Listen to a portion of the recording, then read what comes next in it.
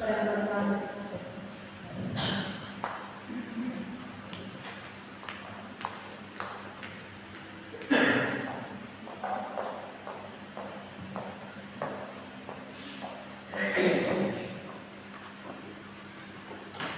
Pembacaan firman Tuhan hari ini terambil dalam Lukas 17 ayat 11 hingga ayat yang ke-19. Firman Tuhan pada hari ini terambil dalam Lukas 17 ayat yang ke-11 hingga ayat yang ke-19. Ke-10 orang dusta. Dalam perjalanannya ke Yerusalem, Yesus menyusul perbatasan Samaria dan Galilea. Ketika memasuki suatu desa di barat, satu orang kusta menemui dia. Mereka tinggal berdiri agak jauh dan berteriak, "Yesus, Guru, kasihanilah kami." Lalu ia memandang mereka dan berkata, "Pergilah, perlihatkanlah dirimu kepada imam-imam." Dan sementara mereka di tengah jalan, mereka menjadi tahir. Seorang dari mereka, ketika melihat bahwa ia telah sembuh, kesembilan memuliakan Allah dengan suara nyaring, lalu tersungkur di hadapan Yesus dan mengucap syukur kepadanya. Orang itu adalah seorang Samaria. Lalu Yesus berkata, "Bukankah ke-10 orang tadi semuanya telah menjadi tahir? Di manakah yang ke-9 orang itu? Tidak adakah di antara mereka yang kembali untuk memuliakan Allah selain daripada orang asing ini?"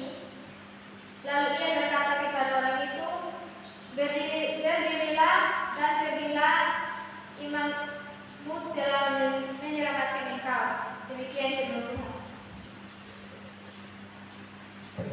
Terima kasih yang berbahagia kita yang sudah mendengar firman Tuhan, memelihara dan melakukan dalam hidup kita dalam hari. Salam. Salam. Sekali lagi salam. Salam. Bapak Mama Saudara yang diberkati Tuhan, kita belajar firman Tuhan dengan tema jangan lupa bersyukur. Jangan lupa bersyukur. Adakah di antara kita yang pagi hari ini sudah mengucap syukur kepada Tuhan? Amin. Amin. Bapak Mama, bersyukur atau mengucap syukur itu ada kaitannya atau memiliki kaitan eratnya dengan memuliakan Allah. Bersyukur itu memiliki kaitan erat dengan memuliakan Allah. Seringkali kita pahami bahwa memuliakan Allah itu berarti jikalau kita dapat melakukan pelayanan besar, pelayanan spektakuler. Memuliakan Allah itu ketika kita mendoakan seseorang dan menjadi sembuh waktu sakit. Memuliakan Allah itu kita bisa memberikan persembahan sepersepuluhan. Itu berarti kita memuliakan Allah. Tapi mari kita melihat satu keterangan yang Paulus tulis kepada jemaat di Roma. Roma 1 ayat 21 berkata demikian. Roma 1 ayat 21 berkata begini. Sebab sekalipun mereka mengenal Allah, mereka tidak memuliakan Dia sebagai Allah atau mengucap syukur kepadanya. Lihat kata-kata yang saya garis bawahi. Mereka tidak memuliakan Dia sebagai Allah atau mengucap syukur. Kata ini digabungkan. Memuliakan Allah bukan menggunakan kata sambutan, tapi menggunakan kata atau. Ini berarti mengucap syukur dan memuliakan Allah ini memiliki kaitan yang sangat erat.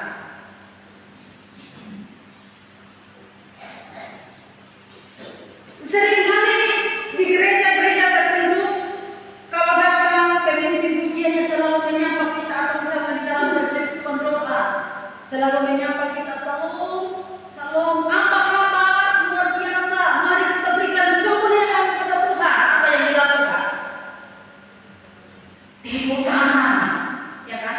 Mari kita berikan kemuliaan bagi Tuhan. Jadi kita berikan kemuliaan kepada Tuhan dengan bertepuk tangan. Tapi apakah kemuliaan Tuhan hanya sekedar dengan bertepuk tangan? Dari bagian yang kita baca tadi, bahwa salah satu cara kita memuliakan Tuhan adalah kita bersyukur. Dalam hal apa saja kita bersyukur, Bapak Ibu? Kita bersyukur atas apa yang kita alami sepanjang hidup kita. Kita bisa mengalami kebaikan, kita bisa mengalami kemalaman. Bersyukur untuk itu.